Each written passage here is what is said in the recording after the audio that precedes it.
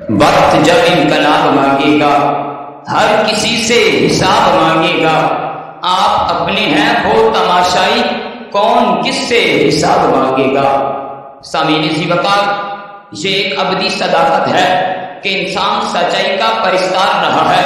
وہ جھوٹ سے نفرت کرتا ہے اور منافقت کے پردے چاک کرنا اس کی فطرت ہے۔ لہذا جب بھی کہیں سے وقت کے فرعون کی صدائے غرور ابھرتی ہے اور حق و صداقت کو مٹانے کے لیے ظلم و تشدد کا بازار گرم ہوتا ہے تو اس کا ضمیر ایک غیور دل کا ترجمان بن کر پکار اٹھتا ہے کہ اے آتش کدوں کو دہکانے والے نمرود، اے خدائی کا دعویٰ کرنے والے فرعون، اور اے عصر حاضر کے جھوٹے لاکھوں مانات، سنو سنو، تمہاری منافقت اور ریاکاری کو،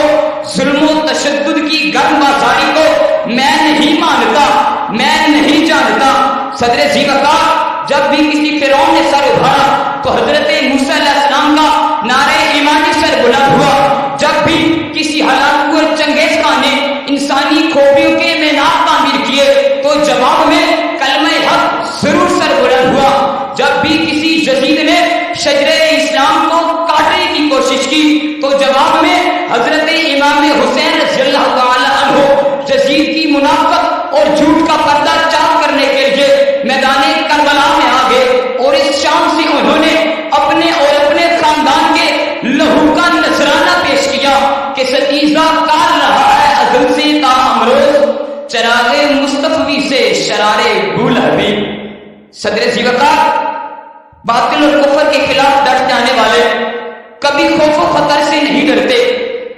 ہر سزا ان کے لیے حسن ادا ہوتی ہے، انہیں سر کٹانے اور جان دینے کا ہنر آتا ہے، کیونکہ ان کے سامنے حضور علیہ السلام کا یہ قول مبارک ہوتا ہے کہ سب سے بڑا جہاد جابر سلطان کے سامنے کلمہ حق کہنا ہے۔ صدر ذی وقار، یہ میدان حق و صداقت وقت کی ہر مصلحت کو ٹھوکر سے اڑاتی ہیں۔ دار و رسن کی آزمائش ان کا راستہ نہیں روک سکتی۔ وہ فروغ حق کے لیے اپنے سر ہتھیلی پر سجا کر اس عزم کے ساتھ میدان عمل میں آتی ہیں کہ سر کٹانے کی تمنا اب ہمارے دل میں ہے، سر کٹانے کی تمنا اب ہمارے دل میں ہے، دیکھتے ہیں زور کتنا بازوئے قاتل میں ہے۔ صدر ذی وقار، اگر ظلم و جبر کے خلاف بغاوت کا جذبہ نہ ہوتا تو آج ہر طرف جنگل کا قانون ہوتا، لا قانونیت کا راج ہوتا، ہر طرف فرعون، نمرود، شداد اور یزید جیسے ظالم حکمرانوں کی شہنشاہی نظر آتی۔ کیسر و کسرا کو کبھی موت نہ آتی، لیکن قدرت کا تقاضا تو ظلمتوں کے اندھیروں میں چراغ روشن کرنا ہے، ہر فرعون کی جھوٹی خدائی کے ظلم کو پارا پارا کرنا ہے۔ اس لیے تو ہر دور میں ایسی مردان حق ابھرتے ہیں جو ہر فرعون کی جھوٹی خدائی کو ماننے اور پہچاننے سے انکار کر کے انصاف کا بول بالا کرتے ہیں۔ صدر ذی وقار، زمانے قدیم سے لے کر عہد جدید تک ارض کے ریگستانوں میں مسائل سے سامنا کرنے والے سیدنا بلال سے لے کر عہد حاضر کے غازی علم الدین شہید تک ہمیشہ ظلم و جبر کے خلاف بغاوت کرنے والوں نے ہی حق و صداقت اور انصاف کو نئی زندگی دی۔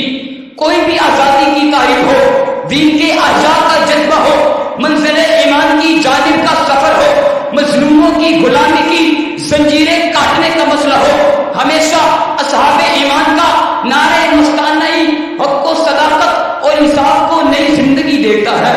صدر ذی وقار، تحریک پاکستان پر نگاہ دوڑائیں، جوان عزم طلب و طلباء انگریز اور ہندو کی استبدادیت سے ٹکرا گئے اور ان کے سامنے جھکنے سے انکار کر کے انصاف کے اجالوں کو چاروں طرف بکھیر دیا۔ صدر ذی وقار، صدی کوئی بھی ہو، حقائق نہیں بدلتے، بادل کتنی بھی گہرے کیوں نہ ہو، سورج نے بہر سورج چمکنا ہے،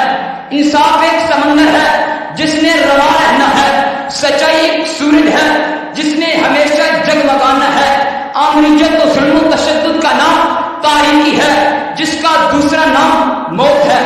صدر ذی وقار، اب ضرورت صرف ان حق پرستوں کی ہے جو وقت کی آنکھوں میں آنکھیں ڈال کر یہ کہنے کا حوصلہ رکھتے ہوں کہ ایسی قانون کو